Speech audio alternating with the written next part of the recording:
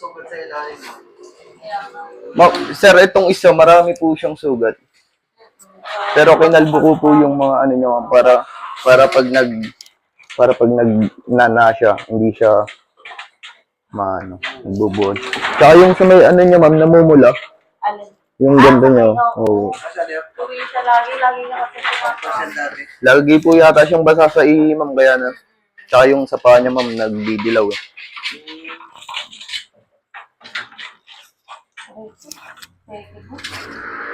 Kaya sa liba na. Po, Kano yan, dalawa? 1K, sir. Ganun lang, sir.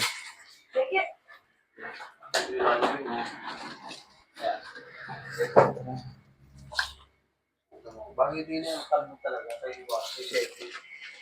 Nalalit diba?